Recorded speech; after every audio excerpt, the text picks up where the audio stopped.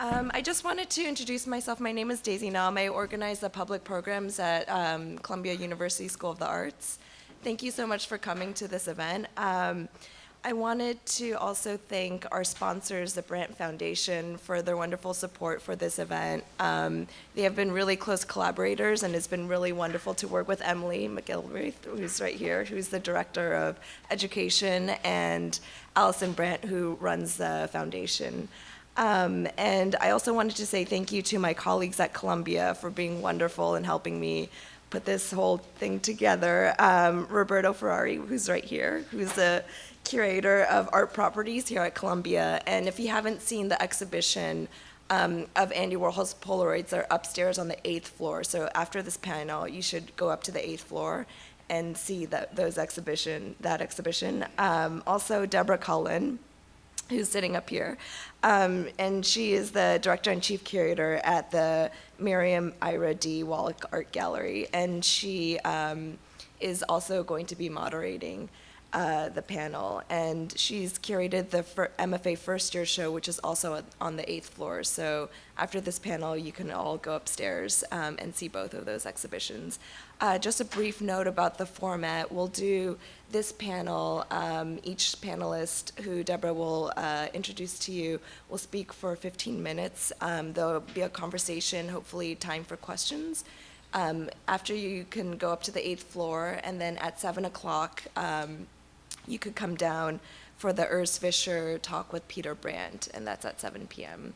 So without further ado, I'm going to pass it over to Roberto, who's going to talk about the photos in our collection. Thank you.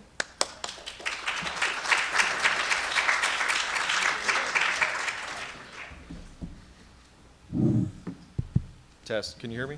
Hello? Sorry, we're going to just dim the lights a little.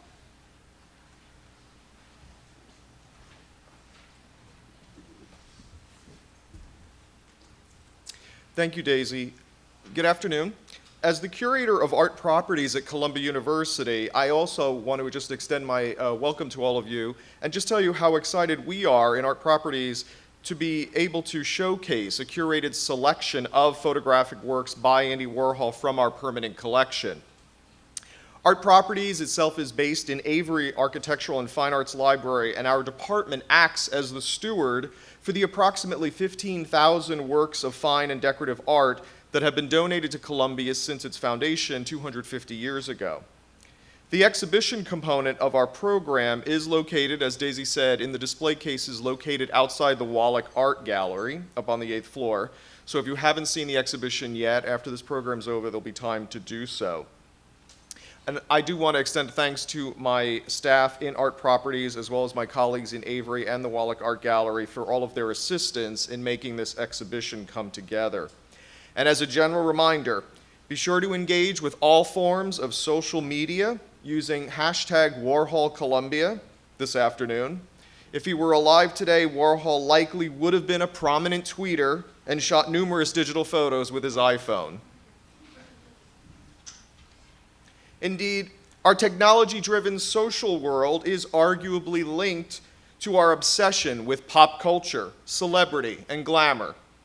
The opportunity for fame through reality television, selfies, Twitter, and Instagram owes much of its success to the cult of celebrity spawned by Andy Warhol.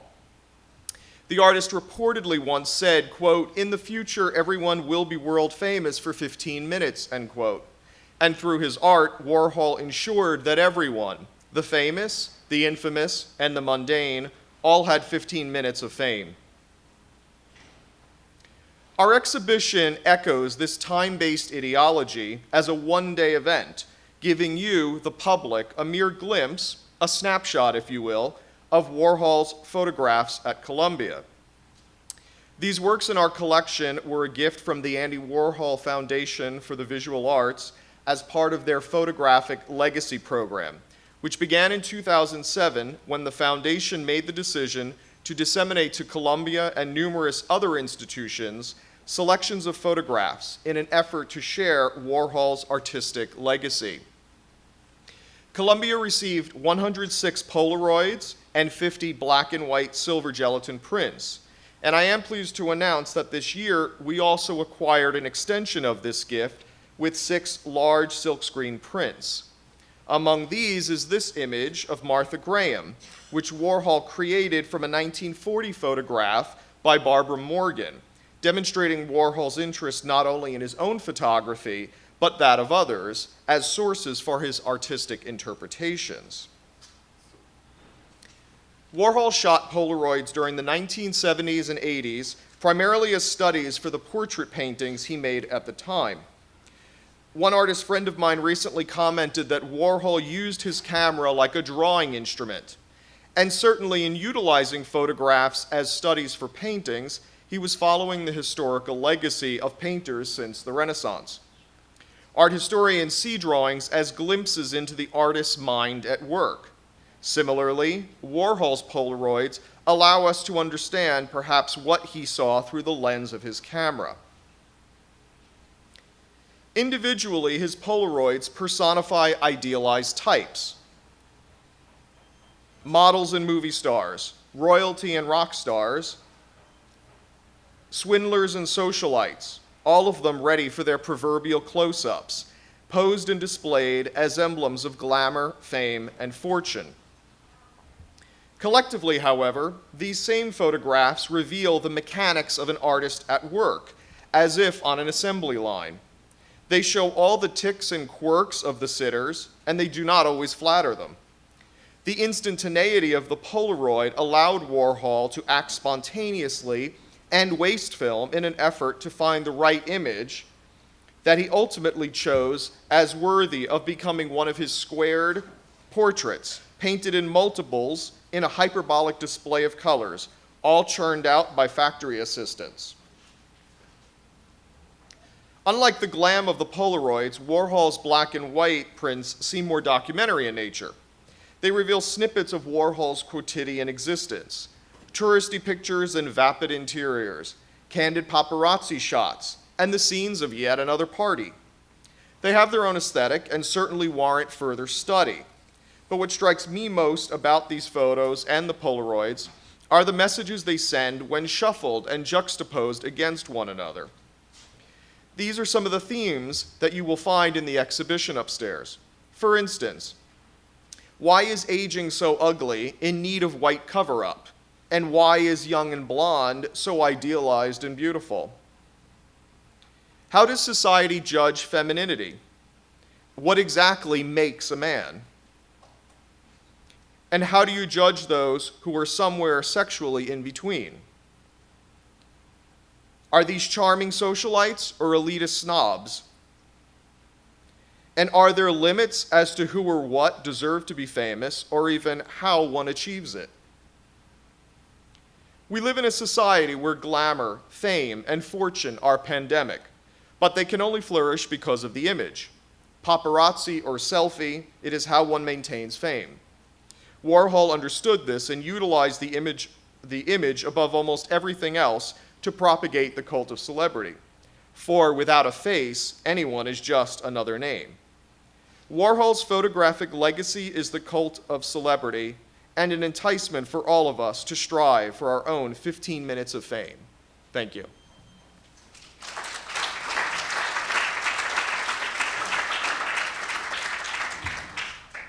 I'm now going to turn this over to Deborah, who will introduce our first speaker.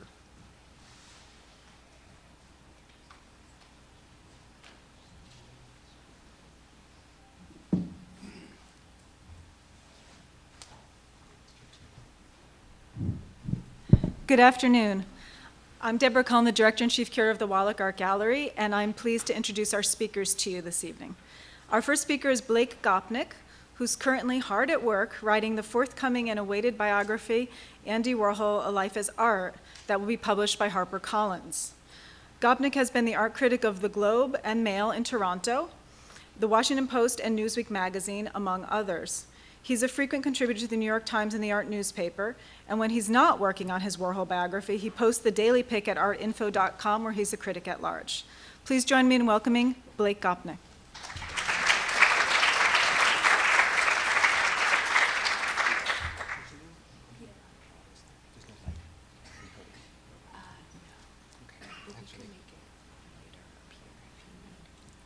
I think I'll manage, but I didn't actually want this. Is this control? Let's just start with nothing. Thank you very much. Thanks, everyone. A pleasure to be here. Pleasure always to talk about Warhol and to think about Warhol and to look at Warhol. But I should say that I think I'm here under false pretenses. I think the poster actually even advertises me as a Warhol expert. Warhol expert in ovo, maybe. I hope in 3 or 4 years when I'm done my biography to be a Warhol expert. At the moment, sitting with my fellow panelists just now, I realize that I am not even a little bit of a Warhol expert. But I will make the best of a bad lot by arguing that my lack of expertise, my innocence, my naivete, actually gives me an advantage in certain ways for thinking about Warhol. Because if nothing else, I'm aware of the complexities of Warhol, the impossibilities of Warhol, in fact, just how hard it is to figure out Warhol. In the course of beginning my biography, just about every fact or quote that I come across lives in at least 3 versions, all of them mutually contradictory. This is what I'm facing over the next 3 years of writing this biography. So I thought, it's early days in my biography, I'd do something straightforward. I'd track down his most famous quote. How hard could that be? In the future, if his most famous quote is, in the future, everybody will be world famous for 15 minutes, right? That sounds like it should be a pretty straightforward thing to deal with. And here we see some versions of how this quote now lives. The top left is a cigarette case with the quote inside it. We've got chocolate bars with it. We've got a framed poster, which I actually see all over New York for those who want to live with that quote, as though just its currency in the culture isn't enough. You might want to actually live with it on your wall. And finally, of course, who doesn't know about the great rock festival in Rosebud, Alberta, called 15 Minutes of Fame? And of course, Warhol himself used it from 1985. He used it for the title of his MTV show, Andy Warhol's 15 Minutes. And it's the reason why we're all here only speaking for 15 minutes, right? That's the official title of this round table, of this symposium. But I actually am going to allow myself to speak for an hour, or I should allow myself to speak for an hour. I just see Daisy looking terrified here. I should be allowed to speak for an hour because a few months ago, I found out that Andy Warhol almost certainly never said his most famous line, or at any rate, there is 0 evidence for him having said it. The discovery started for me, and of course this is every contrarian biographer's dream, right? You want the most famous thing. I mean, Mona Lisa definitely didn't paint Leonardo definitely didn't paint the Mona Lisa. Michelangelo definitely did not paint the Sistine Ceiling, and Andy Warhol never said his 15 minutes line. That would be the ideal situation. It's not quite that. But in 2007, a relatively well-known curator and writer in Sweden, Olle Granath, wrote a little reminiscence where he remembers working on the great 1968 Warhol retrospective, which is Warhol's first serious retrospective. And he was charged with gathering all of the quotes that he could from what Andy Warhol had said. Now, Andy Warhol only really had at that point a 7 or 8 year career maximum, so it wasn't that hard. He gathers his quotes, he gives them to the curator, Pontus Hultén, famous curator who's in charge of the show, and Pontus says, wait a minute, where's the 15 minutes quote? And Olle Granath says, you know, I've read every last word that's been written about or by Andy Warhol, and there's no trace of him having said something about everyone being famous in 15 minutes. To which Pontus Hultén replies, if he didn't say it, he could very well have said it. Let's put it in the catalog. Right? And this makes a certain sense because, of course, we know that Pontus Hultén wasn't beyond claiming that certain Brillo boxes were by Warhol when Pontus himself had a hand in making them. So it doesn't seem surprising that he would have also, in fact, coined Andy Warhol's most famous line. I felt pretty good about making this discovery. But of course, any one discovery in Warhol land will just be contradicted almost instantly. A few weeks ago, Philip Pearlstein let me know that guess what? He was responsible for Warhol's most famous line. 1946, they just meet. They're at school together at Carnegie Tech. Andy asks, how does it feel to be famous? Because, in fact, in 1941, Pearlstein had won the Scholastic, the National Scholastic High School Art Competition. And this impressed Warhol hugely. And he, of course, assumed that meant that Pearlstein was the most famous artist on the planet. Pearlstein now in 2014, a few weeks ago, claims that his response was, "Oh, Andy, it only lasted 5 minutes." And that is the source of what gets, of course, inflation sets in, and 5 minutes becomes 15 minutes, and he claims that's the source, of course, of the line. Fine. There you go. Now we know, right? We've dated it back further than anyone else, except that in 2005, Nat Finkelstein, a photographer who claims that he was the linchpin figure at the factory, something which no one else recognizes even a tiny bit, but we'll leave that to one side. He's barely mentioned in most of the documentation of the factory. At any rate, he claims that in 1965, at a photo shoot outside in New York, when a bunch of kids and shopkeepers were trying to get into the shoot to be photographed as well, that Andy said to him, "Oh, Nat, everyone wants to be famous." And that Nat said, "Oh, Andy, only for 15 minutes. And that's the origin of the quote. So that seems like a pretty good little origin story, except, there are going to be a lot of excepts tonight. In '89, Finkelstein tells the same story, except he doesn't claim that he said the line at all. It comes straight from Andy's mouth in 1989. So we've got Finkelstein, we've got Perlstein, we've got Pontus Hultén all saying the line. But if we trace it back to the very first reference that we can find, it's Larry Rivers. 1967, Larry Rivers is quoted saying it, with Warhol nowhere in sight. It's a catalog to an exhibition that simply says, as Larry Rivers likes to say, the art world is changing so much that everyone will eventually be famous. That's our very first reference to it. Now, of course, Larry Rivers was a close friend of Warhol, was in the Warhol circle, so who knows whether there was simply a kind of bleed from one to the other in the popular imagination, such as it was, whether Warhol actually stole it. I mean, the crucial thing is we have no record of Warhol ever saying it. No one ever says, "You know, I was just talking to Andy and he said it." And there's no interview where someone says, "Oh, Andy, what do you think about fame?" And he says, "Oh, in the future, everybody will be famous for 15 minutes. There's nothing like that at all. And all of these doubts then get confirmed in 1980. It's fabulous. There's a very obscure cable TV interview where there's an off-camera voice that asks Warhol questions, and I just found out that it's Nancy Collins, who goes on to be, of course, a famous journalist. And one of the first things she says in the interview is, "Oh, Andy, you once told me that you never said in the future everyone will be famous for 15 minutes. And there's a pause, and then Andy fudges. He says, "No," but you're not sure if he's saying, "No, I did tell you," or "No, I never said it," right? And then he starts riffing and using 5 different versions of the quote, as though he wants to somehow keep the quote in play without tying it down. And that seems like pretty good evidence that he never said it. Why would she make up him having said that? Why would she say that if in fact he hadn't just said that? So it seemed to me at that point that the 1968 show in Stockholm was probably the origin of the quote being attributed to Warhol, right? It's a famous show. In 1970, there's a review of the information show at MoMA, very famous show, where the reviewer says, and on the wall of the information show is Andy Warhol saying in the future everyone will be famous for 15 minutes, will be world famous for 15 minutes. So it looked to me as though it went from the show in Stockholm to MoMA, and then of course once something's up at MoMA, it's going to spread around the world. Except, unfortunately, once again, it turns out that it's cited as Warhol in 1967 already in a Time magazine article, except absolutely in passing.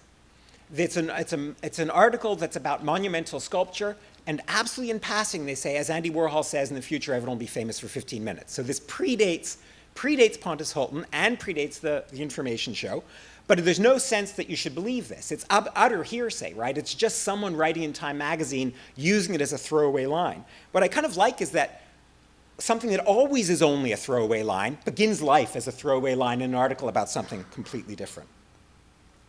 And it's hard to believe that that throwaway line in Time magazine is the source of all of what happens later. It's only really in the early 70s that it starts gaining any circulation at all, which is kind of interesting because it means that Warhol's most famous line comes long after he becomes famous as an artist, right? It's long after his pop art phase. I think if you ask most people, you know, when does this quote date from, they'd imagine that it was much, much earlier than it is. It didn't circulate, he wasn't famous for it at all in the 1960s. It's only in the 70s, and even then, when you do a thorough database search, there's only 3 or 4 hits. It doesn't really become a big deal until the very late 1970s. And I guess the moment where it really seems to have fully gelled is 1974, and it's a sad story. And that is, in 1974, there's a very famous case where a young TV journalist does her morning broadcast and pulls out a gun and shoots herself on live television. And it made a huge fuss. And it turns out that just before she shot herself, a couple of days before she shot herself, she'd been discussing Andy Warhol's quote. And that seems to me the indication of when the quote is so deeply immersed into the culture, so deeply enmeshed in the culture, that someone will discuss it casually in that way. One of the strange things about this quote, though, is that it's kind of dumb, in fact. When you trace its early use, it's not clear that anyone knows what the damn thing's supposed to mean. Even after they've decided it's famous, it's not clear that people have the same reading on it. One of the readings is that celebrity will become sort of disseminated throughout the culture. It'll become a basic cultural value, so much so that everyone will be allowed to have their 15 minutes of fame. And that's probably what we sort of imagine it meaning. But then there are other people who seem to read it as imagining that fame itself will stop mattering so much, will become so debased, not elevated, not popularized by debased, that in fact it will spread to everyone. That in effect, Warhol's kind of fame will disappear, and there will be in a sense no notion of fame anymore. And then there's another notion, which is actually surprisingly common in the text, that in fact the culture will change so quickly, will be changing so quickly, that what counts as fame will change. Not that in fact everyone will have a moment of fame, but that one moment, the early references are all to the art world. It's all about how styles are changing so quickly in the art world that at one moment you've got pop art, at the next moment you've got color field painting. And that's why people's moment of fame will change. That's the Larry Rivers quote, and that's the first quote where it's referred, the first citation to Warhol is all about the changing pace of artistic movements. And we've lost that reading completely. And then the other major reading in all the early sources is that people will only be famous for 15 minutes. That is the single most common reading, in fact. There's a great interview with Dustin Hoffman early on where he says, sure, I'm famous, I did The Graduate, but as Andy Warhol says, in the future, everyone will be famous for 15 minutes, and that's all I'm going to get to. And you get people saying that again and again and again. Now, it may be that there's so many different readings because the quote is actually neither particularly smart nor particularly true. In fact, the reason I think to this day, despite selfies and Facebook, etc., the reason people are eager to be celebrities is because it's not that easy. In fact, it's not true that we will all be famous for 15 minutes. In fact, if I look out into this room, my guess is most of the people in this room will not be famous for even 1 minute, let alone 15 minutes. That's why people want to be famous, right? Being famous by definition sets you off from all the people who aren't famous, or what does it count as? So that most basic reading actually is silly. And then there are people like Andy Warhol. If you take the other reading, right, that fame is going to be limited, you get Andy Warhol who disproves his own quote. If there's one thing you can say about Andy Warhol is that he's been famous for a little more than 15 minutes, right? And it looks as though he's going to get 16 minutes at least, thanks to events like this. In fact, he only gets more and more famous, which is what's strange. Now, the nice thing is that Andy Warhol himself said pretty much that. When someone asked him if he ever, in fact, in this interview, when Nancy Collins asked him, did you think the line was going to be so important? He said, no, I didn't. And then he gives, it's lovely, he gives all these different versions of the quote. He actually doesn't care which version you use. He says, in 15 minutes, everybody will be famous, is one version he gives. Or, every 15 minutes, someone will be famous. Or, every 15 people will be famous in every 15 minutes. It seems as though as he realizes that it's a kind of placeholder for a good quote. It's quite an extraordinary situation. Now, I'm going to argue, in fact, and this is kind of against my best interest, or maybe quite the opposite, it's special pleading is what it really is, that this confusion is good, right? That the impossibility of tying Andy Warhol down is good, because I think it gives crucial insight into Andy Warhol, whose art is about confusion. That's not a particularly radical claim. I think it's about a special kind of confusion. And among other things, it's about the confusion that is at the heart of marketing and branding especially. He's the great artist of consumption, of course, and he turns himself into a brand. And of course, the special thing about brands is that we don't care who actually makes the product. We don't care who makes up the recipe for Campbell's soup. We don't care who makes the individual objects that Halston shows as Halston's.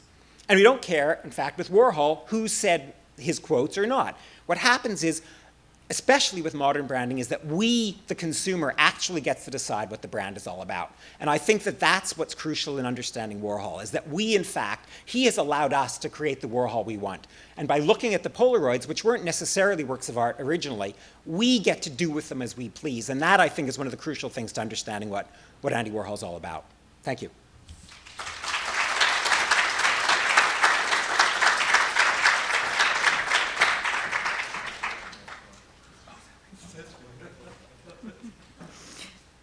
Our next speaker, I'm delighted to welcome, is Neil Printz, an art historian and since 1993, an editor of the Andy Warhol Catalogue Raisonné, a multi-volume scholarly publication that is documenting all of Warhol's work in various media.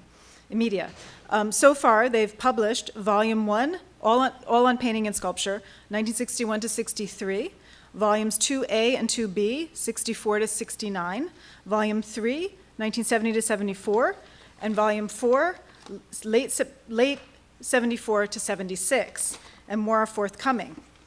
And they're published by Phaidon Press. From 1999 to 2004, Printz was an editor of the Isamu Noguchi Catalogue Raisonné as well.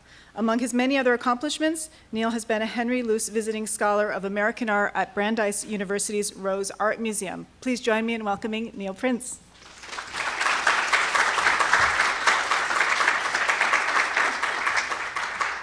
Let's see, how do we get, and how do we move it? Oh, perfect. Yeah, Oh, yeah, of course. Well, thank you, Deborah, and I'm delighted to be here. As you can see, I've been tracking Warhol's work very slowly. When we say late 1974, the previous volume ended at 74 because an artist's career, things happen, overlap. In fact, speaking of overlapping, the beginning of my talk was just given by Blake, which was to track the origins of the quote that we're all dealing with tonight. In the future, everyone will be world famous for 15 minutes. Where I really wanted to go back geographically, so I tracked it back, so you can see it, to the last major event of the Warhol 60s. If we paraphrase, the Warhol 60s is his subtitle of his memoir from 1980, Popism. And the last major event would be the Stockholm exhibition, which opened in 1968. And the Stockholm exhibition was an amazing thing. It was not really a survey of his work or a retrospective. It was a sort of manifestation that consisted of disparate bodies of work, including 10 10-foot flower paintings and 10 big electric chair paintings that were made expressly for the exhibition. There were 8 polyurethane sculptures that were intended to be clouds that never rose from the floor of the Moderne Museum because they were filled with air, not helium. And cow wallpaper, as you see it, mounted on the wall on the outside of the museum in winter. Oleg Granat also tells them the story of them bringing a cow to the, and there are pictures of the cow outside the cow wallpaper. And of course, the famous wall of 500 Brillo soap pads boxes that were supplied by the Brillo factory in Brooklyn. And here it is. One source, one physical moment of it. You know, when you were telling all the different versions of it, what I kept thinking of is the first line of Warhol's 1985 book, America, where he says, everybody has their own America. Well, everybody has their own Andy Warhol. And everybody has invented Andy Warhol. I have heard so many stories about I originated the idea of the Campbell Soup can painting. This is how the dollar bill paintings were started. And you'll see as you go through, it's not just what he said, but what he did that's multiply tracked. And we create and recreate Warhol variously. But I'm very grounded in the material object, so I thought I would start here with the famous Stockholm catalog, which wasn't really a catalog at all. Ola Grana described it to me as a sort of mobile object, yet another part of the show. And it didn't actually document the exhibition, but consisted of portfolios, 3 portfolios. One of photographs from the factory by Billy Name, one of the artist's assistants, another by Stephen Shore, the photographer Stephen Shore, and then a sort of portfolio of works. And what's extraordinary about the portfolio is as you open the book, paintings are repeated across the spread or multiply, page by page, to heighten the effect of repetition and seriality of Warhol's work. And then, as Granat describes it, he was asked to sift through a box of quotes. And he says it was a large box, the size of a Brillo box. Already you can see the myth elaborating here. And in that, he was supposed to make a script for the beginning of the book. The only text in the book is a series of quotes, Warhol in his own words. And this is among them.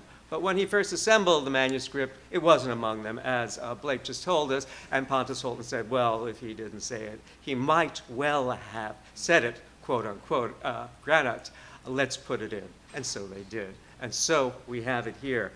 But Pache, what interests me is probably the most common thing, as you said, about the quote. Not really its authenticity, but the undercurrent of time. The fact that we're all living on borrowed time, and that fame itself may be borrowed. This poignantly comes home to roost only 4 months after the Stockholm exhibition, when Valery Salonis shot and nearly killed Andy Warhol on June 3rd, 1968. And surely it must have haunted Warhol during the next 4 years when he all but gave up painting. It's something that not many people know, as he went through an incredible crisis in his life as an artist between 1968, after he was shot, and 1972. Let me give you the first line of Popism, published in 1980. If I'd gone ahead and died 10 years ago, I'd probably be a cult figure today. Likewise, a sense of borrowed fame and borrowed time is never far from the surface in Warhol's portrait sittings. It lends them their theatrical air, their rhythm, their distinctive pulse. Although Warhol was somewhat ambivalent about his commissioned portraits, much as he was about his drawings of the 50s, portrait painting continues without interruption throughout the rest of Warhol's career. It alternates with the stunning momentum of new series that he would create every year for next 14 years, beginning with Mao in 1972 to the Last Supper paintings that were in 1976 that were executed shortly before he died at the age of 58 on February 22nd, 1987. Warhol's first commissioned portraits, like the 1963, very famous 1963 portrait of the pop art collector Ethel Skull that you just saw and you're seeing again on the right, were made using timed exposures from a photo booth machine. And they coincide, interestingly enough, with his growing interest in filmmaking. These photo booth strips may be considered Warhol's first photographs. However, the dedicated portrait practice that flourished for the next 2 decades of Warhol's career would depend on a single camera, the Polaroid Big Shot. And there she is.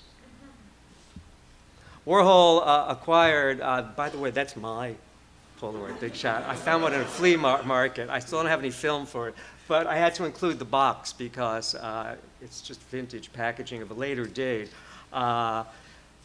Warhol acquired his first Polaroid Big Shot in late 1971 or maybe early 72, just after the camera became available. And then the Big Shot went out of production in 1973, but somehow Warhol always found a means of obtaining spare cameras from friends or often with the help of Polaroid's own representatives. The big shot, in fact, and you can see it, I think, on the box. It says, it says portrait land camera. See it? Polaroid portrait land camera. It was designed and marketed as a portrait camera. Its fixed focal length of 39 inches, its flash system, and peel-apart color film soon established the basic conditions that would govern Warhol's portrait practice: instantaneity, artificial light, and relatively close but resolutely fixed distance from the sitter. Like the photo booth, the big shot was automatic and easy to use. And like its timed exposures, the instant prints that Warhol pulled from the camera activated the functions of participation and play during a portrait sitting. We can catch the effect here by looking at Warhol's portrait of Marella Agnelli, a society beauty married to the industrious Gianni Agnelli of Fiat and one of the writer Truman Capote's famous swans. It's the earliest Polaroid, by the way, in Columbia's collection. It was shot in St. Moritz on January 3rd, 1973. On the right, you can see the Agnellis, Gianni and Marella, looking over Warhol's portraits of Gianni. They're dressed informally in matching black turtleneck sweaters. The Agnellis are, in fact, on holiday in St. Moritz. Lunch has just been cleared. Johnny has posed for his portrait, and a group of Polaroids are spread out. Oh, it's so nice. I can see them right here on the computer. I don't have to keep doing this. Are spread out on the table with the, still littered by the wine glasses, wine bottles. Warhol makes it all look so easy, impromptu and fun. Although he confided to his private diaries, and he kept private diaries before the published diaries that begin in 1976, he confided to his diaries that it was all just work. Some painting. Warhol painted 23 portraits of Marella Agnelli in all, considerably more than the 4 that she commissioned. You can see one of the poses that he selected in the 2 portraits I'm showing you now. Agnelli elevates her chin with commanding hauteur. Her eyebrows are arched, her lips slightly parted. In several canvases, and you can see this particularly on the one on the right, that's your right, yes. He's masked out a portion of her left shoulder from the silkscreen so that he's extended the length of her swan-like neck. If the Polaroid seems somewhat mundane, Warhol transforms her, I think, in her portraits into a charismatic beauty. Unlike the photo booth, the big shot was both private and portable. Warhol could take it anywhere. St. Moritz, for example. In fact, during 1 week in St. Moritz in January 1973, his Swiss dealer Bruno Bischofberger arranged for him to photograph not only the Agnellis, but the race car driver Ricky von Oppel, his friend Paul Schenker, all on the same day. On the next day, he photographed the shipping magnate Stavros Niarchos and his son Philip. One marvels at the efficiency of the operation. 6 portrait sittings in 2 days. It's no wonder that Warhol called it work. In a 1981 interview for BBC, he compared himself to a traveling portrait artist. He said, "I get to travel and take Polaroids and then come back and work on them in New York." Of course, we're fortunate to know the precise dates of the St. Moritz sittings because they are recorded in Warhol's private diaries, but this isn't usually the case.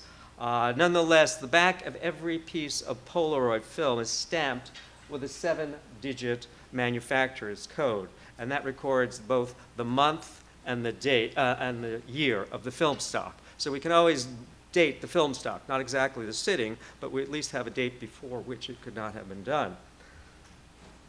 Now, these are some of my favorites. There are 9 Polaroids of Lucio Amelio, a Neapolitan art dealer, in the collection, and they were shot on August 75 film stock. How vividly they demonstrate the dramatic range and the cinematic mobility of a Warhol portrait sitting. Amelio elegantly disposes of the problem of his hands and obligingly shifts the tilt of his head and the orientation of his upper body within the frame. Warhol shot 40 Polaroids of Amelio in all. He had traveled to New York to have his portrait done to celebrate the 10th anniversary of his gallery. Amelio later recalled, "Instead of 1, I personally carried back 4 portraits to Naples that I exchanged for a large painting by Cy Twombly." And here are, so that you can see them, are the 4 portraits of Lucio Amelio that he carried back to Naples, rolled up and unstretched, still unstretched. If the chief purpose of a portrait commission was to bring home the bacon, as Bob Colacello, the editor of Interview magazine, once put it, and fund the less lucrative components of Warhol's diversified enterprise, then Colacello and Warhol's business manager, Fred Hughes, must have been pulling out their hair in private, since Warhol loved to barter whenever he could. For example, he traded an Art Deco Ruhlmann desk for the 2 portraits of Ileana Sonnabend that are now up at the Modern. And in 1974, he swapped portraits with David Hockney. Now, I noticed when Roberto showed the slides, Kim was identified, which is great, because she hasn't always been identified. And of course, we know only her first name. And we know this because Kim signed 5 of the Polaroids from her sitting at 860 Broadway that were shot in late January '75. At first glance, I think, maybe second glance as well, Kim is not exactly the kind of female subject you might expect to encounter in a Warhol portrait sitting. All this talk about glamour and fame and beauty. She's not a shy empress like Farah Diva. Nice to see it with this. Society beauty like Caroline of Monaco. A lustrous, isn't she lustrous in that picture? Pop star like Dolly Parton. By the way, I personally think Warhol's Polaroids are fabulous. They're beautiful. I think they're so wonderful to look at and so beautifully shot, even if they are automatic. Nor is Kim like the wife of a successful businessman like Ethel Lefrak. Kim, in fact, is not exactly a female at all, as you may know or may not. Nor did she commission Warhol to paint her. In fact, she was paid, or he paid her, $50 to pose for him as one of 14 transvestite models for his 1975 series, Ladies and Gentlemen. Whoops, I went ahead too far. I almost blew it. I did blow it, okay. This has been happening all evening to me. Okay. The dynamic of Kim's pose is one that Warhol favored and used a lot. She turns her back to the camera and twists her head back in the opposite direction, looking over her shoulder and taking us in with a backward glance, much like Marie Chantal Miller, who you see on the right. And that was about a decade later. Okay, looking at this Kim's portrait, I just couldn't resist this. I instantly thought of Vermeer's Girl with a Pearl Earring. Now, the subject also is unidentified. She was probably intended to be, since the painting was not a formal commissioned portrait, but what the Dutch in the 17th century called a tronie, quite simply a face. And look, if our eye is riveted by the luminosity of her pearl earring, of her young girl's pearl earring, a similar sparkling punctum, you can almost see it in this miserable slide, highlights the lobe of Kim's ear. But the come hither sweetness of Vermeer's young girl is a far cry from the challenge that Kim shoots us. Her pencil-thin eyebrows cocked, her lips pursed into a point. Warhol shot slightly more than 500 Polaroids for the Ladies and Gentlemen series, a massive portrait sitting if you think about it. The dealer, Luciano Anselmino, who commissioned the series, proposed that the models should be anonymous and impersonal, like the girl with pearl earring, unlike the drag superstars already associated with Warhol, Jackie Curtis, Candy Darling, and Holly Woodlawn. After their sittings, Warhol asked each model to sign at least one of her Polaroids, and many of them did. So strictly speaking, they're no longer anonymous, although their names went unrecorded during his lifetime. In this way, Warhol observed the protocol that they remain anonymous, but privately archived all of their names. A little bit more on them before my 15 minutes are up. In the light of the Vermeer, we might consider the 500 Ladies and Gentlemen Polaroids as late 20th century tronies of trannies, of course. Although we can identify all but one model by name, first name or street alias. We also know that the model on the left was born Mitchell Douglas Hunter in Kansas City, Missouri, becoming Wilhelmina Ross as soon as he stepped off the bus in New York. For 2 2 years, Wilhelmina starred in the underground troupe The Hot Peaches. In 1973, she played Bella Della Possum, a successful drag queen, in a spoof of the Warhol Factory called The Magic Hype. We also know that she died of AIDS in Kansas City in 1986. About the model on the right, however, we know precious little, except that she signed 2 Polaroids, Helen Morales, and 1 Polaroid, Harry Morales. And she was so hilarious that Warhol invited her back for a second day. When she arrived, she looked completely different. She had a different wig, different costume, different persona entirely. Only her makeup was the same. In a sense, Warhol's ladies and gentlemen are rogue, consummate rogue subjects who exemplify the charisma, display, and theatricality of Warhol's commissioned portraiture, and what can embody the idea of 15 borrowed minutes of fame more intensely than the urgent, fantasy-driven, gaudy, and very precarious life of a street transvestite. Thank you. Sorry to run over.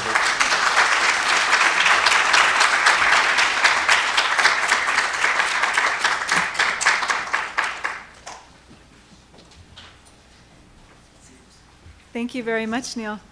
Our third speaker this evening is my colleague, Larissa Harris. Larissa is a curator at the Queens Museum of Art, where she's developed numerous notable projects. However, on April 27, her exhibition, presented in collaboration with the Warhol Museum in Pittsburgh, 13 Most Wanted Men, Andy Warhol and the 1964 World's Fair, will open. The exhibition will remain on view through September prior to its Pittsburgh installment.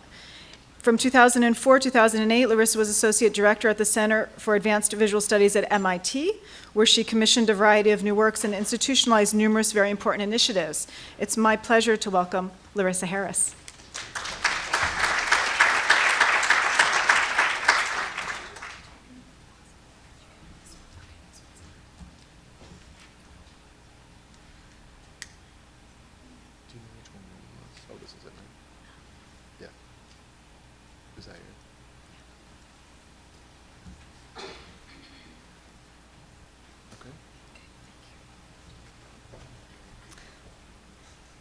Hello.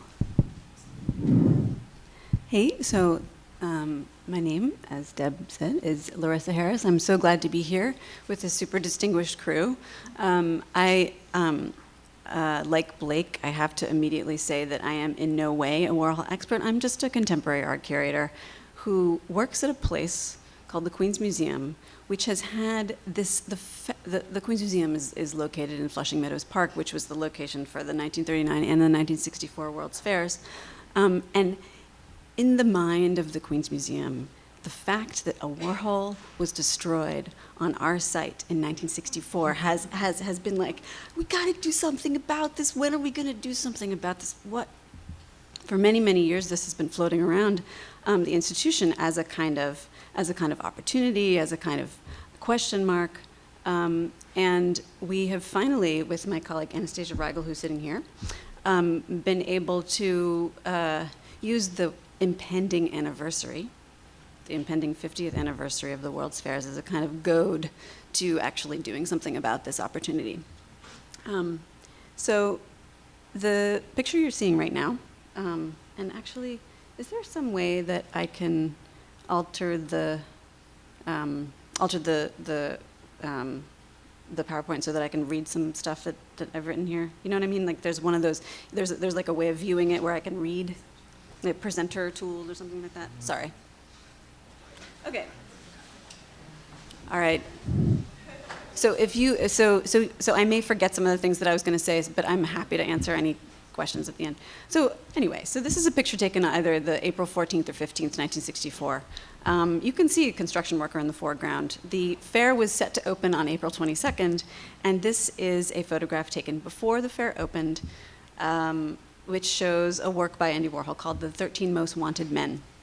Now, it's on the outside of a what is actually still existing ruin of a pavilion, which was designed by the well-known architect Philip Johnson, to be the New York State Pavilion. This was the pavilion of New York State, and you know, Philip Johnson was one of the favorite architects of a man who was both the governor of New York State and a trustee of MoMA, namely Nelson Rockefeller.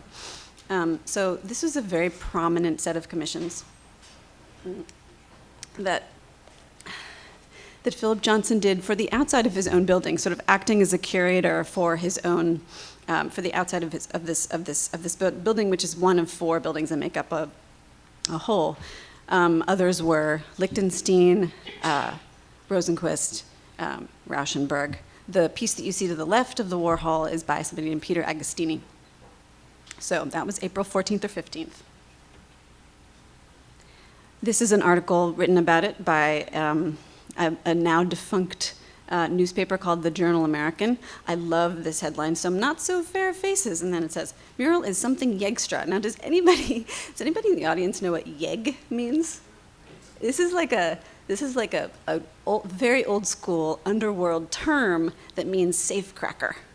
So they're punning, they're punning on these guys. So in this article, they list the names of the men, right? They've gone and found the NYPD booklet, which wouldn't have been hard at the time, right? They've gone and found the NYPD booklet. They list the names and the crimes of the men, and they interview various officials, one of whom says, "I don't know who's in charge out there." And so I actually think that this is one of the articles that may have finally drawn the attention of the authorities to the fact that this was happening. So April 18th, Fair's most wanted mural becomes least desirable. This is reporting on its covering over in silver paint, and this is what it looked like. Can you see it?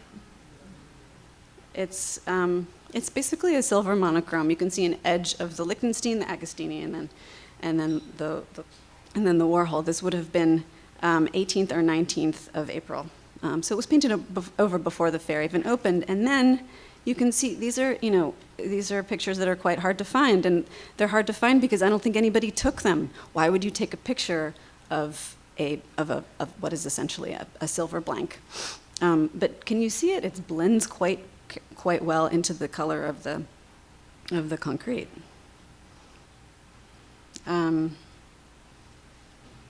Okay. So what was I going to say with this slide? Ah, yes. So what's important to know that even though this incident took place in April of 1964, Warhol had actually come up with the idea for this piece in April of 1963, 1 year previous. Now, according to John Giorno, the wonderful poet and artist who has been a kind of generational link between this period and today, he says that the idea for the mural appeared during a dinner party that he was attending at the painter Wynne Chamberlain's home, where Warhol, who had actually had the commission since December 1962, right, was like, "What am I gonna do? I don't know what I'm gonna do. Give me an idea." And Wynne Chamberlain apparently said, well, if there's 10 commissions, right? Philip Johnson had asked 10 artists to each do a 20 by 20 piece on the outside of this building. If there's 10 commissions, why don't you do the 10 most wanted men? This is what John Giorno says. And then Wynne says, and by the way, my boyfriend, who's a policeman, he can bring you all of the police department swag you could ever desire for you to base this on. And in fact, we know that this did happen. This is a booklet marked called The 13 Most Wanted Men, which was found in Warhol's time capsules. This is 2 pages from it. You might recognize these guys if you know the work at all. And we know that this conversation happened, and that this policeman boyfriend did indeed exist, because in the time capsules there's not only this booklet, but also a few other choice wanted posters and various other things, and in fact an envelope or 2 marked with a precinct address, like a manila envelope that it might have arrived in. So this you may recognize as the double car crash disaster, I believe it's called. Sorry, since I don't have any notes anymore. The double car crash disaster, which is from the year 1963, which was recently sold by Sotheby's in November 2013 for $105 million. I'm bringing up the disaster painting here for reasons which you can plainly see, but also because I wanted to say that in in the time when these were being painted, Eleanor Ward of the Stable Gallery, who was Warhol's gallerist at the time, did not show them and certainly did not sell them. In fact, the first time the disasters were shown in the US was in the 1965 ICA show. They were then, a few of them were in the Pasadena show in 1970, which then traveled to the Whitney in 71. Then the, and in I believe, the Carnegie International in 1974, if I'm not mistaken. But the first time that the disasters were shown on their own was in 1986. Okay, so these pieces were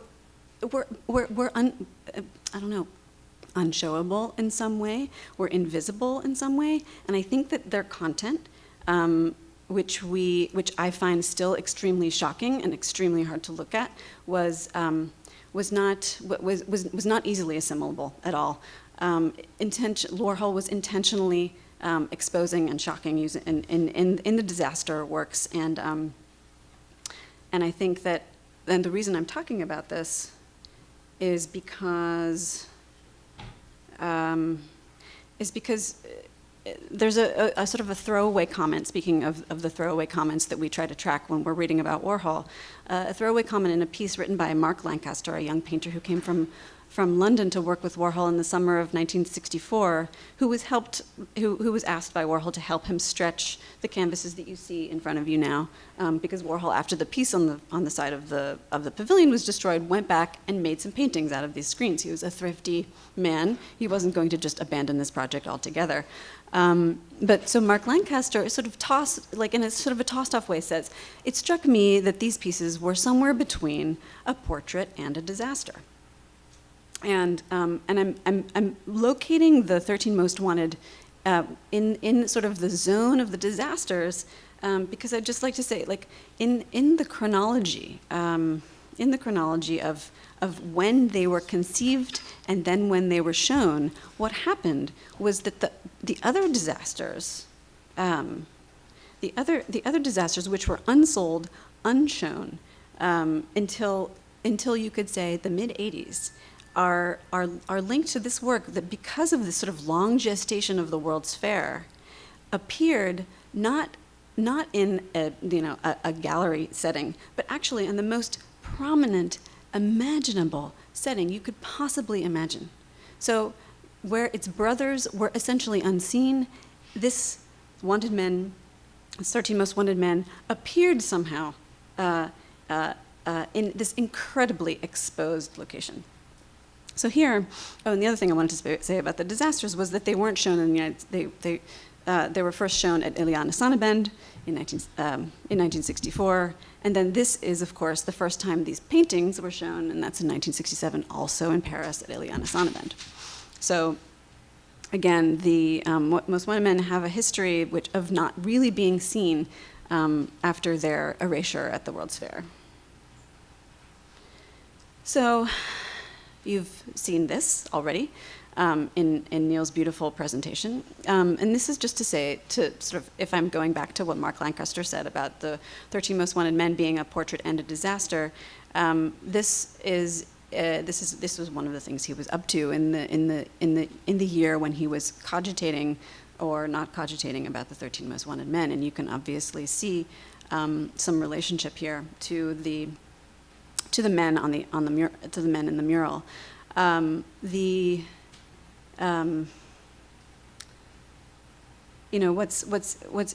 also what Neil said about his interest in film being so closely related to his interest in photography. Absolutely, you can see that these photo booth strips are, legible as film strips. You can think of the mugshots actually as these tiny basic elements also of film strips, right? You have your basic forward-looking shot, and then you have your profile. When you add other kind of degraded or industrial photographic technologies to the mix, if you're talking about photo booths, mugshots, screen tests, then you have to say that, like, if Warhol was making movement within the photography, he was making stillness within the film. I wanted to show a screen test here, but technical difficulties have prevented me. Anyway, this is Freddie Herko. It's one of the very beautiful ones. It's very visible online, actually. And then, of course, a nod to the beautiful work that brought us here today. These, of course, are also tests in some way. Whenever I see a Polaroid, I think of, yes, it exists on its own, but I also think of the multiple versions that are being taken by the photographer, by the photographer's assistant. I see the scenario in which the Polaroids are produced, and it's a filmic scenario also. So back to the men, and let me just remind myself what I was going to say here. Oh yeah, okay. So back to the men. I do feel like this was, you will read many different reasons why this was taken down, and if you come to our show, essentially it's a detective story unfolded on the wall, and you'll be able to see all of the different things that led up to its covering up, et cetera, et cetera. But I think that it's such a direct expression of the contempt that Warhol and his milieu felt for everything that the World's Fair represented. It's a difficult work because it is actually so site-specific. And I don't even maybe I shouldn't even use the term site-specific. That's obviously an anachronism. Maybe I should just say this was a pointed gesture towards everything that Robert Moses represented, and that it is, regardless of the reasons in the end that it was taken down, I think that it could not have been taken down. In fact, it surprises me every day that it got up there in the first place, and the only what I figure, around how did it get up in there in the first place is just the sort of inertia of a massive project. Somebody just wasn't paying attention. As the person who was interviewed by the reporter said, who was in charge out there? I can imagine that it just slipped through the cracks. Philip Johnson in one of his interviews says, Andy was méchant, and then he says, but it was delicious. So there was some kind of enjoyment going on there as well, obviously. So there were other people who really didn't like the World's Fair and what it represented also. And they're going to get a little bit of space in the show as well. Some of them are, for example, people from the Congress for Racial Equality who were protesting the day of the opening of the fair. That's April 22nd. Lyndon Johnson opened the fair. They took an axe to his TV cables. The Civil Rights Act was being filibustered, if you can imagine that, in Congress at the time. They were furious. Also, there's another story in which it's quite well documented that during the lead up to the World's Fair, there was a big police presence in the underground scene. Gay bars were being closed, small theaters were being closed, poetry readings were being closed, cinemas were being closed. During a screening of Flaming Creatures, the work by Jack Smith, which Jonas Mekas had organized, and attaching a single reel, one of Warhol's actually first films, a single reel that Warhol had taken of Jack Smith filming his second film, Normal Love, along with some rushes for Normal Love. That screening was raided, everything confiscated, including the screen, including the projector stand. So Warhol himself was very much affected by what was going on. He was very much connected to the sense that to the understanding of that there was a police presence in the life of his milieu. He put his name on lists which were, where his name is on a list of people you could contact to if you needed somebody to defend you or somebody to testify you during the Flaming Creatures trial. He was actually quite a bit more involved than you might think. People in his direct circle, including Taylor Mead, which you see You see him on the bottom, were part of a protest, again, on the opening day of the World's Fair, called, I think, the Torchlight Parade, where they dragged a coffin from Bryant Park to Lincoln Center, also a Philip Johnson, well, he had just finished the New York State Theater, so they dragged this coffin from Bryant Park to Lincoln Center, where they dumped it in the fountain. That's Alan Marlowe, who appears in a Warhol in a Warhol short called Diane Dupree and Alan Marlowe. He's wearing a sign called "New York is a summer police state." There was a lot of ferment in the Warhol's direct milieu, which was directly related to the World's Fair, and which helps us understand the potential motivations for Warhol to make a work of the kind that he did for the New York State Pavilion. I think that's it. Thank you.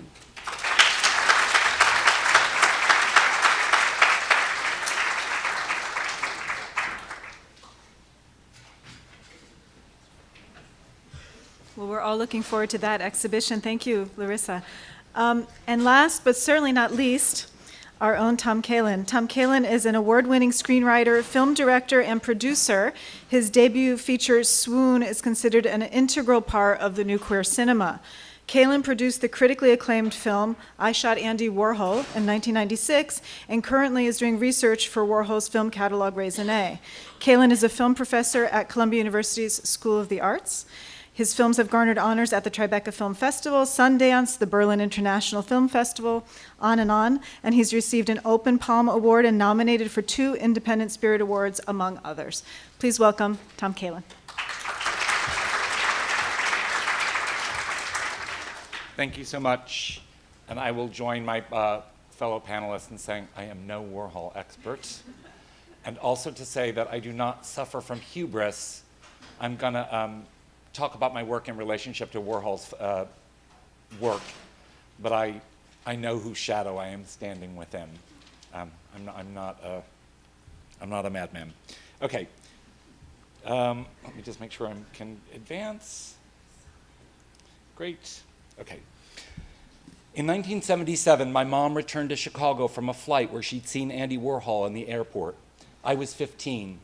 I couldn't begin to imagine then what Andy Warhol world looked like. I loved Warhol's work. The Art Institute of Chicago had one of his large Chairman Maos, and during my graduate studies there, I often visited its chapel-like gallery. Though I was familiar with his Jackies and Marilyns, the electric chairs and the Death and Disasters, the Brillo boxes and the Silver Clouds, I had hardly seen the films. As the late Warhol scholar Callie Angel wrote, Warhol's withdrawal of his 60s films from circulation in 1972 worked to increase their value in the marketplace of cultural discourse, where a growing body of recollections, descriptions, interpretations projected on the often blank screen of Warhol's cinema has come to replace direct experiences of the films themselves. In 1980, I saw a terrible bootleg print of Vinyl at a punk nightclub, my first Warhol movie. By the mid-'80s, the later films credited to Paul Morrissey were released on VHS. But I knew all the iconic movies only by poring over Stephen Koch's book Stargazer. I read about Kiss and studied the stills, but nothing more. I moved to New York in 1987, and shortly after joined ACT UP, the AIDS Coalition to Unleash Power, an activist group that played a vital role in speeding the release of life-saving medications. One of the members of ACT UP lived in an apartment on 10th Street and Avenue B. At several of her parties, I photographed anyone willing to kiss for my camera in the hallway. 25 years after Warhol, I imitated him, without ever having seen Kiss. I shot in Super 8 with a Bol-U instead of Warhol's 16mm Bolex. In my recent research for the Andy Warhol Film Project, I was amazed to discover that Warhol had filmed a number of his silent reels of Kiss in the 10th Street and Avenue B apartment of filmmaker and early superstar Naomi Levine. And then, at last, in 1988, the Whitney screened a number of Warhol's films, an exciting revelation. Earlier that year, a smaller collective within ACT UP formed, calling ourselves Grand Fury after the Plymouth automobile used by the New York City cops.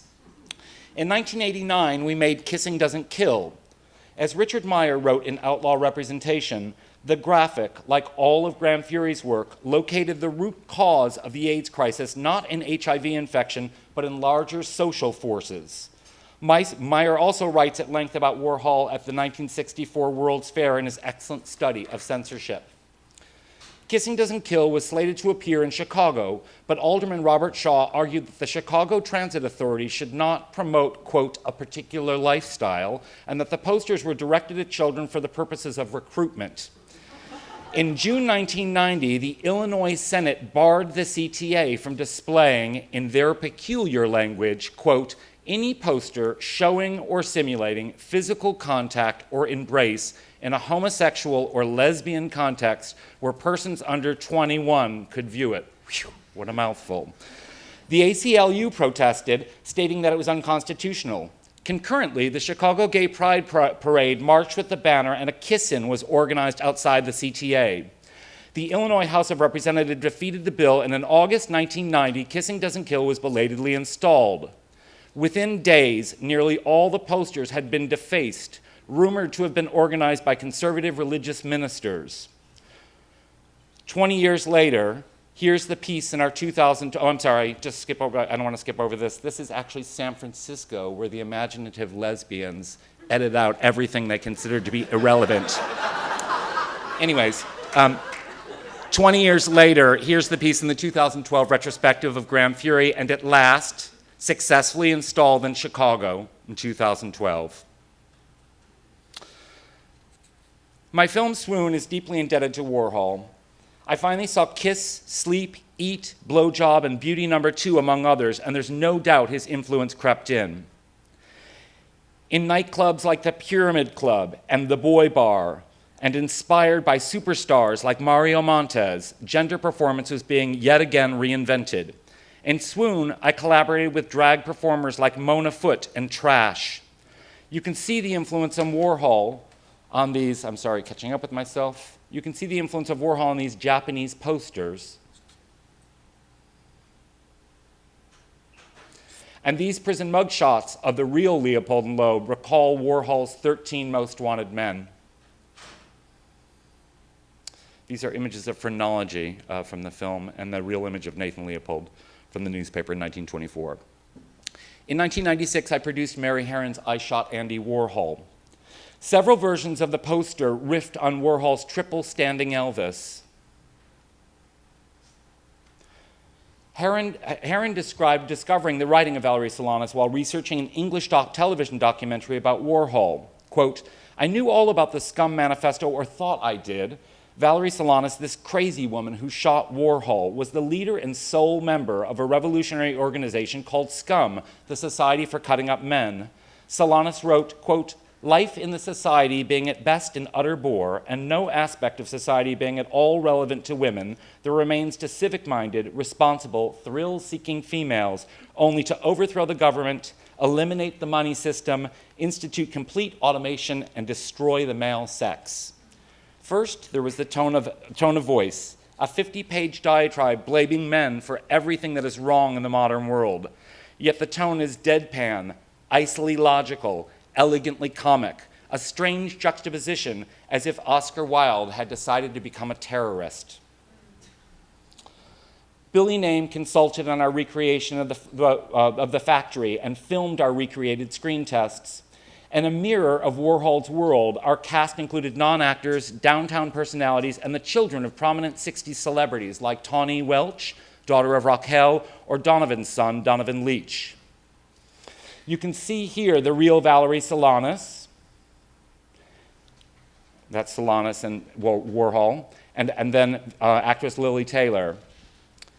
Here's Valerie on the day of her arrest and our recreation of it. This is, again, the real Valerie. This is the Richard Avedon photograph of Warhol after the shooting. This is the real Andy Warhol and Tennessee Williams. This is the fake Andy Warhol in our film, played by Jared Harris. Again, Jared Harris in the film. Another image of Jared Harris in the film. And just quickly, I want to play for you a very brief clip of the movie. This is a scene when Valerie Solana's first dramatization of her first visit to the Warhol factory.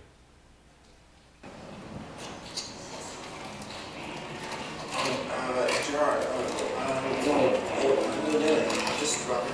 yeah, no, we're triangles. Oh, I see, yeah. Danny knows. Ask Danny, he does it better. Ask Danny, let's show you. The TV people here. Yeah, we should go. Where are they from? Here, I don't know. Yeah, we should go talk to them. Yeah. It looks good. Oh, it looks good. Beautiful. Oh, yeah. Yeah, she looks just like Rick. You think so? Yeah, she does. Hi. This is Andy. Yeah. As you reach, she looks just like Maria Calvin. The factory. I'm sorry, Andy's not in right now. Can you tell me what it's about? Well, you know, Andy doesn't do theater. Well, I'm sure it'd make a very interesting movie. What's it called? Yeah, well, it's up here next for now, but I know the titles. It's about how sleazy and disgusting men are. It's a comedy. At the end, the mother kills her son. Sounds neat. What a man, you whore! Now! Where's my head? You fuck off, too. Come on, you. Can you just drop it in the mail?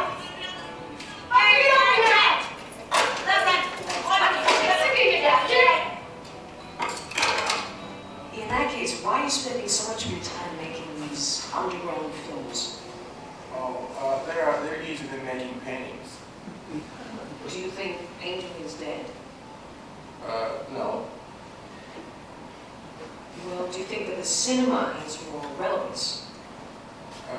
No. Do you think that pop art has become repetitive? Yes. And which of the modern painters do you find most significant? Oh, I like all of them. Well, thank you. I'll leave it there. Let me just go back. Doop. Hello. Okay. Finally, I'd like to wrap up by touching on a few of the photographs generously donated to Columbia University by the Andy Warhol Foundation. We've touched on this already, but here's Kim, a gender illusionist photographed in 1975 for the series Ladies and Gentlemen. Interview editor Bob Colacello recruited models for Warhol from a club called the Gilded Grape for $50. And according to Colacello, the next time he saw the models, they told him to tell his friend that they do a lot more for $50. The resulting works were first exhibited in Italy and reviewed by Pasolini. In the, this is another image of a few images of Kim. In the philosophy of Andy Warhol, Warhol speculates about the difference between what he calls beauties and talkers. Quote, I've never met a person I couldn't call a beauty. I always hear myself saying, she's such a beauty, he's such a beauty, or what a beauty, but I never know what I'm talking about. I really don't care that much about beauties. What I really like are talkers. To me, good talkers are beautiful because good talk is what I love. Talkers are doing something. Beauties are being something. As John Davies notes, often a Warhol film's potency comes from the juxtaposition of a beauty and a talker. Silence cannot help but generate verbiage and vice versa. And in his life and work, Warhol surrounded himself by beauties and talkers. Edie Sedgwick, Ondine, Bridget Berlin, International Velvet, Gino Passerchio, Barbara Allen, or Victor Hugo, to name a few. In his remarkable diaries, he compares Halston's boyfriend Hugo with factory superstar Ondine, a legendary talker. Here's a few entries about the pictures he was taking in 1977 that would become the torsos and the sex parts or dirty art series. Tuesday, March 15th, 1977. Victor came down with a nude poser. I'm having boys come and model nude for photos for the new paintings I'm doing, but I shouldn't call them nudes. It should be something more artistic, like landscapes. Changed. Got ready for Carrie Donovan's black tie dinner at 21. Joseph Brooks, the dinner of Lord and Taylor, invited me. Cab to 21, $2.50. Diana Vreeland was Fred's date for the evening, and they stopped at 21, and then they went over to the Iranian embassy, where I had to go later too. There was lots of fresh caviar. I was next to Carol Portago and Giselle Hoveda, the ambassador's wife. Sunday, June 19th, 1977. Victor and I went down to the village, went down to have drinks at Windows in the World, cab, $5. Drank and talked and looked out the window, $180. Yipes. It was beautiful. Then we walked around the village. In the old days, you could go over there, In the old days, you could go over there on a Sunday and nobody would be around. But now it's gay, gay, gay as far as the eye can see. Dykes and leather bars with the names right out there in broad daylight. The ramrod type places. These leather guys, they get dressed up in leather and go to those bars, and it's all show business. They tie them up, and that takes an hour. They say a few dirty words, and that takes another hour. Then they take out a whip, and that takes another hour. It's a performance. Chillingly, Warhol writes about this a week later, Friday, July 8th, 1977. By the way, Valerie has been seen hanging around the village, and last week when I was cruising there with Victor, I was scared I'd run into her, and that would be a really weird thing.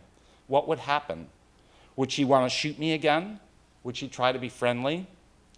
Bob Colacello describes the fights he and others had with Warhol about the presence of these Polaroids in the shared space of Warhol's studio and interviews offices. According to Colacello, quote, after 10 years of being good since the shooting, Andy was being bad, tinfoil factory style again. He speculates about the impact of taking these photographs had on Warhol, quote, the big shot camera, it should be noted, focuses only at 3 feet from the subject. Victor said that Andy never touched a model, and when he emerged from the bathroom, pale and cool again, he showed much less interest in the work at hand. So I realized, said Victor, like Halston says, Andy must have had the organza. Here are 2 pictures of Victor Hugo, stamped July 6, 1982. Warhol's diary doesn't mention taking these photographs. And finally, writer Martin Filler describes lunch with Warhol in the fall of 1982 in preparation for an article on the factory. Quote, the meal was served in the factory's wood-paneled boardroom. The buffet was set on a sprawling Irish Regency mahogany sideboard and served on mismatched multicolored fiesta-ware plates. Above the food hung a frieze-like painting of windswept girls herding a goat, the work of an obscure Scottish pre-Raphaelite. Gathered around the oval Ruhlmann dining table were Warhol and myself, along with Warhol's business manager Fred Hughes, the Swedish collector Hans Thulin, the Swiss art dealer Bruno Bischofberger, the movie producer Lester Persky, and the New York housing developer Samuel Lafrac and his wife Ethel. The Lafracs were there to be immortalized by Warhol. Lafrac wore what appeared to be an admiral's full-dressed uniform, complete with service ribbons and a white cap that he kept on throughout the meal. Ethel Lafrac had slipped away, and in the large adjoining workroom, we found her seated with the hair and makeup team, fluffing her voluminous coiffure using a small paint roller to slather her face with thick kabuki-like pigment, a camouflage trick that flatteringly erases all wrinkles under a photographic flash, and finished with 2 slashes of vermilion lipstick. Finally, the milling crowd parted, and Warhol, who had been on the studio phone nonstop, was handed a Polaroid camera. He turned it toward the anxious-looking Mrs. Lafrac and pushed the button. But before the instant film expelled itself, an assistant whisked the apparatus from the portraitist's hands and completed the developing process. Amid the hubbub, Hughes turned to me and solemnly confided, Andy is like Rubens. He needs to have lots of people around him in the studio. It helps to alleviate his creative anxiety. Finally, Warhol dictated the following entry in his diary for January 2nd, 1983. Quote, the Lafracs called and said they still hated their portrait. Mr. Lafrac said, why weren't Mrs. Lafrac's eyes hazel in the portrait? And then he said his nose was too bulbous. So maybe if we fix those 2 things, it'll get by. Thank you.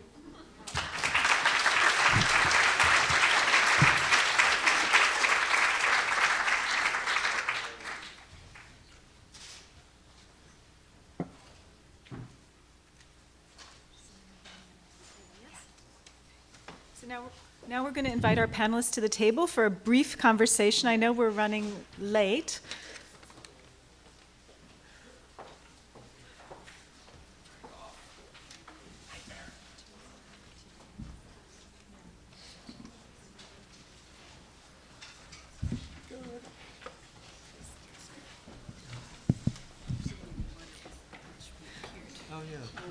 So I think in the spirit of the conversation that we've just had, which was so many fascinating ideas being thrown out by so many interesting thinkers, we'll keep this to 15 minutes as well, so that you can all...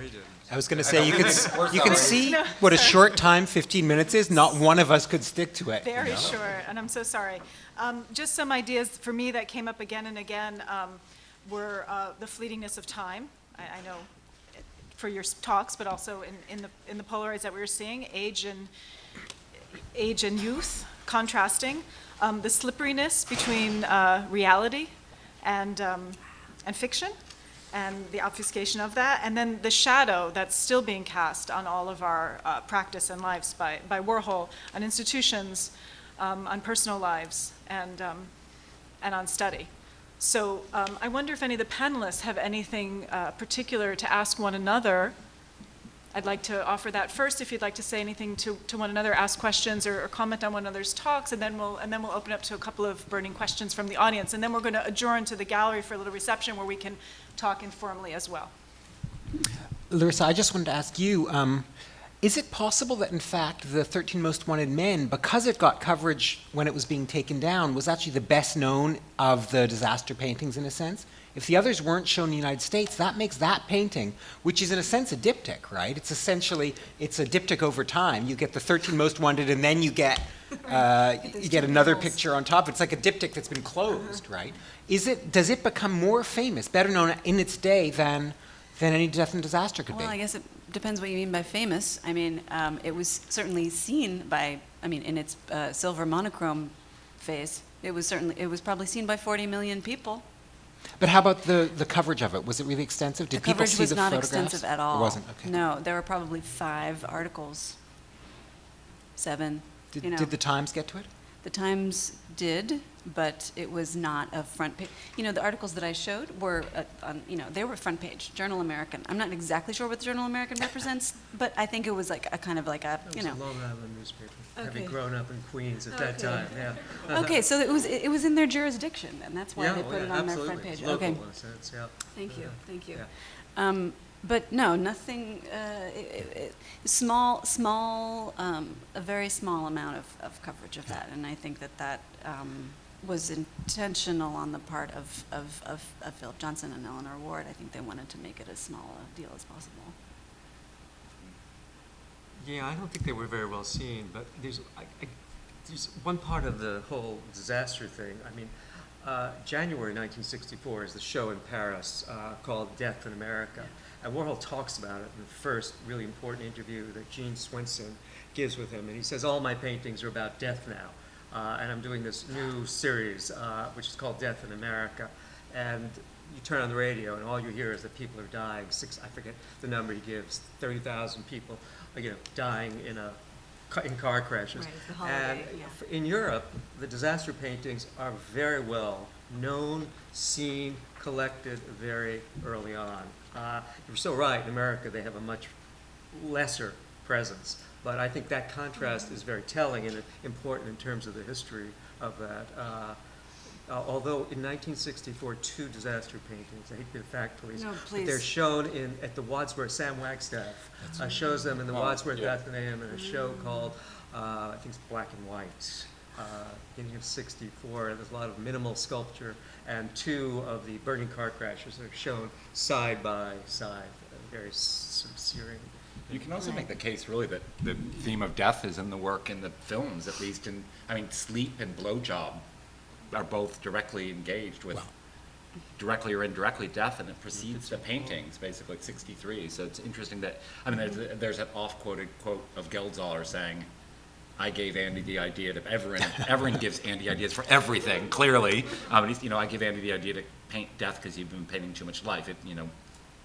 That's the notion with the painting coming out of it. He agrees with that in Poppins. He does, yeah. He corroborates that. Yeah. But of course, the Marilyns are death paintings too. They're painted just after Marilyn's death. The pictures that we read as cheery are actually, and Elvis has got 6-shooters. Jackie paintings too. And that's the way, interestingly, you mentioned Europe. There's almost 2 different Andy Warhols. The Andy Warhol in Europe, known in Europe for 40 years now, is a very different figure than the one we know here. And pop art means something different there. He's seen as a grim, almost political artist in Europe in a way that he isn't here. And that's, I would say that's Dia's Warhol. I mean, and of course, Dia's founders are from Europe. It's also things were just not shown, like Ladies and Gentlemen and other pieces of work that weren't, I assume, shown in the period of time in the same way they were shown in, is that true? In 75, were they Well, the shown Ladies in and Europe? Gentlemen is a very curious series. They're shown in Italy. They're commissioned by an Italian dealer. Half of them are shown in Italy, and the other half are in the studio. And he keeps them in the studio. They're completely stretched. A handful go out. They're in exhibitions. They're all called drag queens. They're never given their names. Ladies and Gentlemen, the title was actually not thought up by Warhol himself, but by Anselmino, the dealer, who was interested in the sort of theatrical notion of all of that. So they're not even seen much in Europe. One collector buys almost all of the paintings and puts them into storage.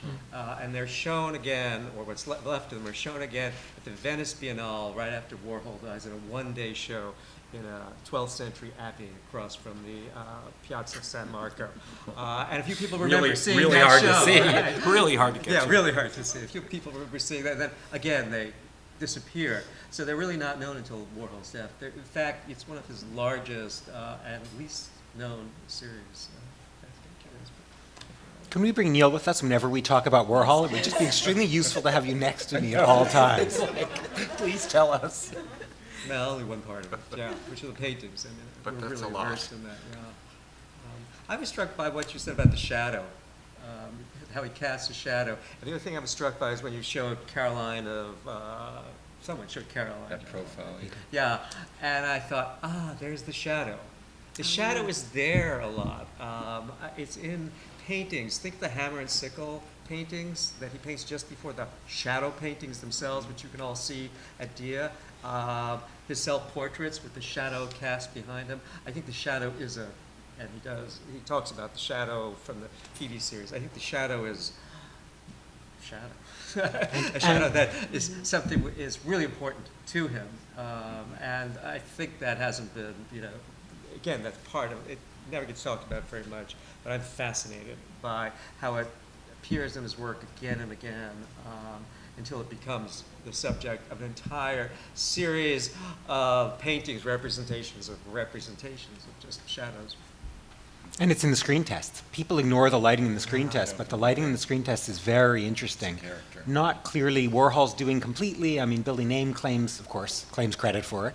Warhol was clearly an utter loser because the credit really does, belongs to everyone else in his circle. They all say that they're central to Warhol's creativity.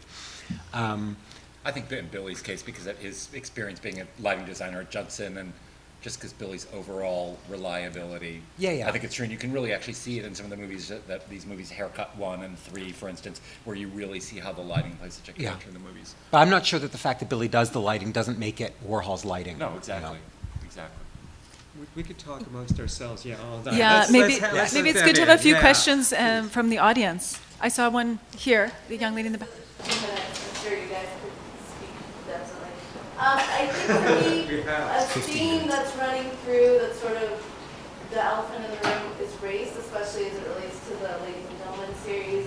And I wanted to push back a little bit around your interpretation of him, and I'm wondering to what extent you're reading of her as challenging the camera or as being, I don't see her as being any less soft than the other people that you're comparing her to, especially when you do these sort of side-by-side comparisons.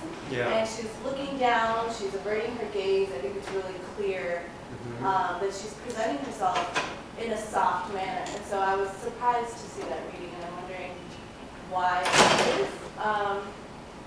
And another thing that I wanted to bring in, which I think gets tricky when we talk about these figures, because they're anonymous, we don't really know their histories, we don't know their gender identities, but I think when we do talk about them, to retain like a level of respect for the fact that some of these people would today identify as transgender potentially, and this idea that we're questioning whether or not they're female, we don't know how they identify, and so I think it's really important to keep that nuance when we present work on these people, because they were real living people, especially Candy Darling, when we speak about her as a drag figure, sort of erases the identity in which she lived. So I just wanted to bring those things into Thank you. I also think it's very much part of who they are, too.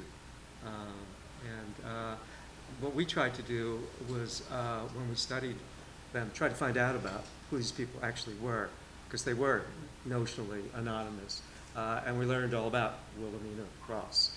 And Wilhelmina Ross was an amazing actress. That's how we treated her. And also we responded, well, at least in the catalog, resonated. We think of them as models because they were paid for their work. They were paid for, there was no, at least in the way I think of them, there was a sense of mockery. I do see more challenge and dare from in the Polaroids than maybe you do. And that's very interesting. We're going to publish all 500 Polaroids in the next volume. So look at them, and there's an amazing variety amongst them. But thank you for bringing all that up. But I think my reading of portraiture, just briefly, is very different than Neil's, because I think that Warhol's portraits are partly about the inefficacy of portraiture, just in the sheer quantity of them. And there's some interesting psychological research where they show people portraits and ask them to say what they're of, you know, is the person angry, sad, etc. And the range, even with famous portraits, is overwhelming. So I do think that there's a tendency for us to imagine that portraits are legible in a way that they aren't. And it turns out that portraits always will elicit different readings. And I like to think that Warhol's actually about that. And that one of the reasons there's such a huge quantity of portraits is to ram home, in a sense, this notion of portraits all, in the end, being equivalent, being these artistic objects that don't relate in easy ways to particular people in our readings of them. Well, I think portraiture is traditionally about flattery, and that's something that a human being with a paintbrush and paint can do, and that's something that a camera or a film camera can't do. And so that's... well, I mean... Or I feel like... Steichen was a pretty good flatterer. No, that's truly true. Robert Mapplethorpe? But I feel like one of the things that Warhol was trying to do with his use of the camera was to play against its machine-like capacity. You know, there was always the machine that was taking the picture, and then, for example, maybe for the Polaroids, he would go back in and add, exaggerate, take in, take out, like the story of the nose, the bulbous nose of Mr. Lefrak. You know, sorry, that was your story. But did he ever do that? Do we know that he ever did that? I don't know. Well, he certainly manipulated things, you know, between the Polaroids and the paintings, there's lots of manipulation, But I think that his use of the sort of like degraded and industrial reproductive technology is interesting here in terms of his use of, in terms of him laying it onto the idea of portraiture and flattery. Do we have another question from the audience? Yes. I have kind of a process question, I guess, for Neil. When you had that great picture of the Agnellis and sort of looking through the Polaroids after the session, how does Warhol work when he was traveling like that? Did he take tons of Polaroids and sort of go through them and eliminate as he went along? Did he keep everything and then sort of sort through when he did the... Should I answer that? How many Polaroids are there? When we see them, are we seeing everything here? Did he toss things out? Oh, I don't think he tossed anything out, ever. That was axiomatic for him. And a portrait sitting could vary in length. I mean, he traveled with his big shot camera. When he was in Europe, he had an apartment. Fred Hughes had an apartment in Paris. There were cameras there. And he did a lot of the portraits in the studio, as you were telling us, you know, as you read from the diaries. So they could be anywhere. They wouldn't have to be from there. I think what's interesting is you see people looking over their Polaroids. They get to choose. When you look at portrait sittings, you see the sitters with them. Same thing with the ladies and gentlemen. When they're signing their Polaroids, everyone's got smiles. They've enjoyed it.